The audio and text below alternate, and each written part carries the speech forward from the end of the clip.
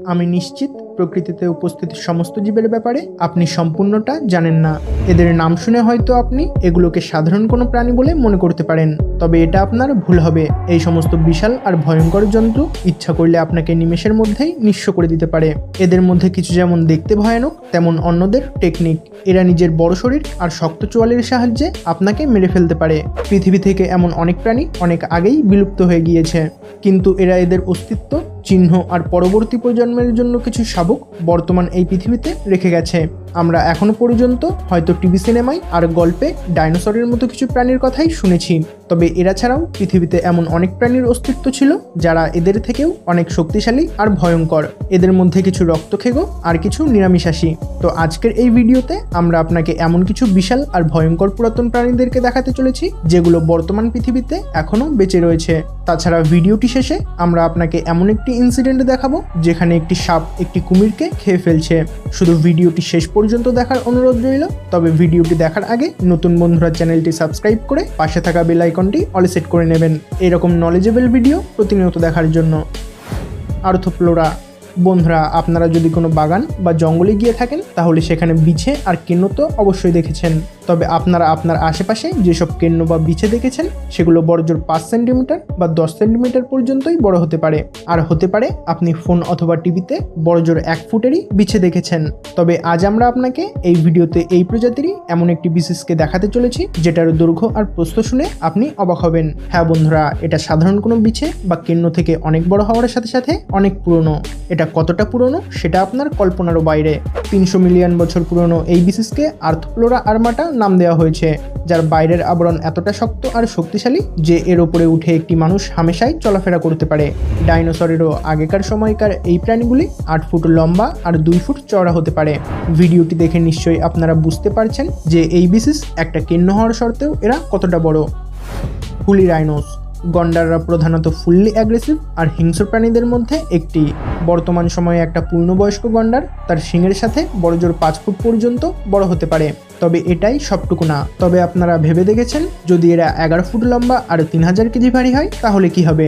আপনি ভাবতে পারেন এটা কাল্পনিক আর পুরোটাই একটি গল্প। যদি আপনি এটা সত্যিই ভেবে থাকেন তাহলে আপনি একদম ভুল ভাবছেন, কারণ হুলি রাইনো গন্ডারের এমন একটি বিশেষ যারা এতটাই বড় আর ভারী হতে পারত, এমনকি এদের শিংও এদের পিঠের সমান বড় হতো। তবে আপনারা শুনে অবাক হবেন, তারা এই শিংয়ের সাহায্যে শিকার বা শিকারীকে হত্যা করতো না, তারা মাটিতে বসার জন্য এই শিংয়ের সাহায্যে গর্ত খুঁড়ত। এদের কিছু ফসিলস আর কঙ্কালের কার্বন ডেটিং করে জানা গেছে এরা তুষার যুগ মানে আজ থেকে প্রায় 1.5 বিলিয়ন অর্থাৎ 10,000 বছর আগে এই পৃথিবীতে এক্সিস্ট করত। এরা বহু অংশে বর্তমান সময়ের গন্ডারের মতোই দেখতে ছিল, তবে হুবহু নয়। তাদের নাকের ওপরে 2টি বড় বড় শিং সহ পুরো বডি লোমে ভর্তি ছিল। Dier Wolves. ডায়ার উলভস হলো সবচেয়ে বড় পূর্বপুরুষের ক্যানিয়ান যা এখনো পর্যন্ত বেঁচে রয়েছে। এগুলো ক্যানিস গাইরিস নামেও পরিচিত। এই বড় কুকুরগুলি প্রাচীন সেইবার টুথ টাইগার যা একসময় নর্থ আমেরিকায় ছিল এটা তার রোল প্লে করে। এই বড় কুকুরগুলি মাংসাশী হওয়ার সাথে সাথে প্রচণ্ড হিংস্র, তবে এরা যে একেবারে অপোষ্য তা নয়। কিছু কিছু ক্ষেত্রে এদেরকে পোষও মানানো যায়। বেশিরভাগ ক্ষেত্রে এদেরকে রাতের অন্ধকারে বেশি দেখা যায় আর সবসময়ই এরা দল বেঁধে থাকে। এগুলোকে দেখতে নেকড়ের মতো, তবে এরা 5 ফুট পর্যন্ত বড় আর 90 কেজি পর্যন্ত ভারী হতে পারে। এদের দাঁত এতটা ধারালো আর চোয়াল এতটা শক্ত যে এরা মানুষের হাড়কে পর্যন্ত কেটে ফেলতে পারে। এরা বেশিরভাগ ক্ষেত্রে বরফ এলাকায় থাকে, যার কারণে এদের গায়ে প্রচুর পরিমাণে লোম হয়, তবে বর্তমানে শিকারীদের ফলে এদের সংখ্যা আস্তে আস্তে কমে এসেছে। বেলজিবুফো অ্যাম্পিঙ্গা। বেলজিবুফো অ্যাম্পিঙ্গা এমন এক ধরনের ক্রিয়েচার যেটা ক্রিটেসিয়াস আন্ডারগ্রোথের মধ্যে লুকিয়ে থাকে। এই বিশেষ ব্যাঙেরই একটি প্রজাতি যেটা হুবহু ব্যাঙের মতো দেখতে, তবে ভুল করেও আপনি এদের পিছনে লাগার চেষ্টা করবেন না, কারণ এই ক্রিয়েচার ব্যাঙের মতো দেখতে হলেও এরা ব্যাঙের থেকে অনেক গুণ খতরনাক। এরা ছোট ছোট পোকামাকড় থেকে শুরু করে নিজের থেকেও সাইজে বড় বড় জীবকে খেয়ে ফেলতে পারে, একটা টিকটিকি এমনকি একটা ডাইনোসরের বাচ্চাকেও। সত্যিই যদি এই ক্রিয়েচারটি আজও বেঁচে থাকতো তাহলে মানুষের বাচ্চাও তাদের এই লম্বা আর 18 জীবের হাত থেকে রেহাই পেত না। এরা 47 সেন্টিমিটার পর্যন্ত বড় আর 4 কেজি পর্যন্ত ভারী হতে পারে। আপনি এখন বর্তমান সময়কার সবচেয়ে বড় ব্যাঙটিকে দেখতে পাচ্ছেন, তবে বিএলজি এদের থেকে অনেক বড় আর অনেক অ্যাগ্রেসিভ ছিল। এরা আজ থেকে প্রায় 70 মিলিয়ন বছর আগে আমাদের এই পৃথিবীতে ছিল। তখন এরা এতটাই ভয়ানক ছিল যে এমনকি ডাইনোসরেরাও এদের থেকে ভয় পেত। জোসেফোয়াইটি গ্যাসিও। আপনি মনে মনে একটা শোষকের কথাই চিন্তা করুন বা ইউটিউব খুলেই দেখে নিন, তা হয়তো আপনি এতটুকুই দেখতে পাবেন। কিন্তু এবারে যেই শোষককে আমরা আপনাকে দেখাতে চলেছি সেটা একটা বাছুরের মতো বড় হতে পারে। হ্যাঁ বন্ধুরা, 4 মিলিয়ন বছর আগে আমাদের পৃথিবীতে যে শোষকগুলো ছিল সেগুলো এতটাই বড় হতে পারত। এগুলোর ঘনিষ্ঠ সম্পর্ক রয়েছে বর্তমানের প্যারাগোনার সাথে, যেগুলো অত্যন্ত রেয়ার আর কম সংখ্যক। এগুলোকে শুধুমাত্র সাউথ আফ্রিকাতেই দেখতে পাওয়া যায়। এরা বহন করে জায়ান্ট টেরোবার্ড, জায়ান্ট স্লাশ আর সেইবরটুথ টাইগারের জিন। রিসার্চাররা এগুলোকে প্রথমে নদীর কাছ থেকে খুঁজে পেয়েছিল। বর্তমানে এগুলোর বাকি যে বংশধর খুঁজে পাওয়া যায় সেগুলো 1 ফুট পর্যন্ত বড় হতে পারে। টেরিজিনোসরাস। আপনারা হার্ডলি যে ডাইনোসরদের ব্যাপারে শুনেছেন সেগুলো তাদের হিংস্র স্বভাব আর বিশাল আকৃতির জন্যই পরিচিত। তবে টেরিজিনোসরাস তার শরীরের যে বিশেষ অঙ্গের জন্য পরিচিত তা হলো তাদের হাতের এই বড় বড় নখ। তবে আপনারা জেনে অবাক হবেন যে এরা এত বিশাল আর হিংস্র হওয়ার সত্ত্বেও শুধুমাত্র ঘাস আর পাতা খেয়েই বেঁচে থাকে। এদের হাতের এই নখ এতটাই বিশাল আর মজবুত ছিল যে এরা একটা স্কুল বাসের মতো বড় যে কোনো ডাইনোসরকে নিমেষের মধ্যেই মেরে ফেলতে পারে। 3 ফুট লম্বা নখের কারণে বড় বড় ডাইনোসররাও এদের থেকে দূরে থাকতো। ভাগ্যক্রমে এই ডাইনোসরগুলি আজ থেকে প্রায় 70 মিলিয়ন বছর আগে এই পৃথিবী থেকে বিলুপ্ত হয়ে গেছে। না হলে আপনি বুঝতেই পারছেন এরা যদি আজ এই পৃথিবীতে বেঁচে থাকতো তাহলে এরা কি করতে পারতো। Hertz eagle. বন্ধুরা, ইগল কতটা ধুরন্ধর আর তুখর শিকারী সেটা বলার উপেক্ষা আছে বলে তো মনে হয় না, কারণ এদের তীক্ষ্ণ পাঞ্জা, শক্ত ঠোঁট আর প্রচণ্ড স্পিড এদেরকে অন্য কোনো পাখির তুলনায় অনেক বেশি শক্তিশালী করে তোলে। এবার আপনি নিজেই ভেবে দেখুন, যদি এই ইগল বর্তমান ইগলের থেকে সাইজে 10 গুণ বড় হয় তাহলে কি হবে। হ্যাঁ বন্ধুরা, হার্টস ইগল এমন একটা ইগলের প্রজাতি যেটা সাধারণ ইগলের থেকে অনেক বড় হয়। এই জন্যই এদেরকে উইন্ড কিলারের নাম দেওয়া হয়েছে। সাধারণত দক্ষিণ নিউজিল্যান্ডের দ্বীপগুলিতে এই ইগলকে দেখতে পাওয়া যায়। এটাই হলো পৃথিবীতে বসবাসকারী সবচেয়ে বড় ইগলের প্রজাতি। হার্পি ইগল, যেটা বর্তমানে সবচেয়ে বড় ইগল, তার ওজন মাত্র 20 পাউন্ড। সেখানে এই ইগল 30 পাউন্ড পর্যন্ত ভারী হতে পারে। এরা কতটা শক্তিশালী তা আপনি এর থেকেই আন্দাজ করতে পারবেন যে এটা সেই সময়কার 510 পাউন্ডের অস্ট্রিচ পাখিকেও শিকার করতে পারত। আর সবচেয়ে মজার বিষয় হলো এই পাখি 200 বছর পর্যন্ত মানুষের সাথেও সার্ভাইভ করেছে। মেগালোডন। আপনি কোনো সিনেমাতেও হয়তো এইরকম বড় শার্ককে দেখেননি। মেগালোডনই হলো পৃথিবীর সবচেয়ে বড় শার্ক, যেটা এই পৃথিবীতে একসময় এক্সিস্ট করত। এদের বডি আর দাঁতের সাইজ সাধারণ কোনো শার্কের থেকে তুলনামূলক অনেক বেশি বড়।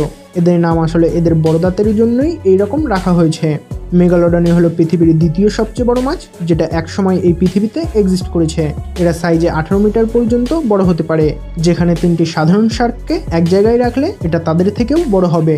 আর যদি আপনি এদের ওয়েট মেজারমেন্ট করতে চান তাহলে এরা 90 মেট্রিক টন পর্যন্ত ভারী হতে পারে। মেগালোডন শার্ক এতটাই বড় যে এরা একটি তিমি মাছকে পর্যন্ত মেরে ফেলতে পারে। রিসার্চাররা আরও লক্ষ্য করেছে যে এরা সবসময় কোনো বড় শিকারের সন্ধানে থাকে, যেমন সামুদ্রিক শাবক, তিমি আর সামুদ্রিক কচ্ছপ। তবে বর্তমান সময়ে এই দানবীয় মাছ সামুদ্রিক শিকারীদের কারণে বিলুপ্ত হয়ে যাচ্ছে বলেই জানা যাচ্ছে। আর এরা পৃথিবীতে আজ থেকে 2.6 মিলিয়ন বছর আগে পর্যন্ত বেঁচে ছিল। ডাইনোসোকাস। যদি আপনি এর সাইজকে আন্দাজ করতে চান তাহলে আপনি আজ পর্যন্ত যে সবচেয়ে বড় কুমিরকে দেখেছেন সেটাকে 4 দিয়ে মাল্টিপ্লাই করে নিন, তাহলে আপনি এই জায়ান্ট ডাইনোসোকাসের সাইজকে আন্দাজ করতে পারবেন। আসলে এই ডাইনোসোকাস কুমিরেরই পূর্বপুরুষ। এরা সেই সময়কার সবচেয়ে খতরনাক উভয়চর প্রাণী ছিল, যারা জলের মধ্যে শিকার করার সাথে সাথে ডাঙাতে উপস্থিত ছোট ছোট ডাইনোসরের বাচ্চাকেও খেয়ে ফেলতে পারত। এমনকি জুরাসিক পার্কের টিরাক্সও এই ডাইনোসোকাসের কাছ থেকে ভয় পেত। একটা গবেষণা থেকে জানা গেছে এই ডাইনোসোকাসের জীবনকাল সাধারণত 50 বছরের কাছাকাছি হয়ে থাকে, যেটা তুলনা করলে একটা মডার্ন কুমিরের মতোই হয়। তবে হিসাব করে দেখলে এরা তাদের থেকে পুরোপুরি ভিন্ন। একটা পূর্ণবয়স্ক ডাইনোসোকাস 11 মিটার পর্যন্ত লম্বা হতে পারে। যেখানে কুমির আর এলিগেটর এতটা শক্তিশালী হয়ে থাকে, সেখানে যদি বর্তমানে এই ডাইনোসর বেঁচে থাকতো তাহলে তারা কতটা শক্তিশালী হতে পারত একবার আপনারা নিজেরাই ভেবে দেখুন। টাইটানোবোয়া। এই প্রাগৈতিহাসিক সাপের নাম আসলে টাইটানকে অনুসরণ করে রাখা হয়েছে। এই দৈত্যিক সাপ 50 ফুট পর্যন্ত বড় হতে পারত, আর তারা 2500 পাউন্ড পর্যন্ত ভারী হয়ে থাকত। আর এদের চামড়া প্রচণ্ড শক্ত আর মোটা হয়ে থাকে।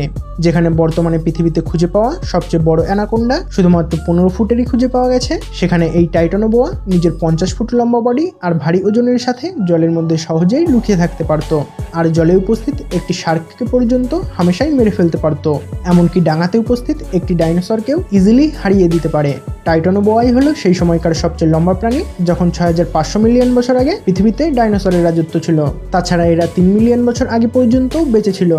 আর আপনারা এখন দেখতেই পাচ্ছেন, যেখানে বর্তমানে একটি অ্যানাকোন্ডা একটি কুমিরকে গিলে ফেলছে, সেখানে যদি এই টাইটানোবোয়া আজ বেঁচে থাকতো তাহলে এরা কি করতে পারত।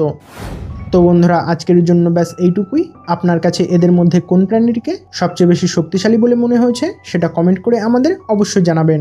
ভিডিওটি ভালো লেগে থাকলে একটি লাইক করবেন, আর এই রকম ইউনিক আর নলেজেবল ভিডিও প্রতিনিয়ত দেখার জন্য আমাদের চ্যানেলটি সাবস্ক্রাইব করতে ভুলবেন না। তো আবার দেখা হচ্ছে জলপরীর একটি নতুন এপিসোডে। তত সময় পর্যন্ত ভালো থাকবেন। ধন্যবাদ।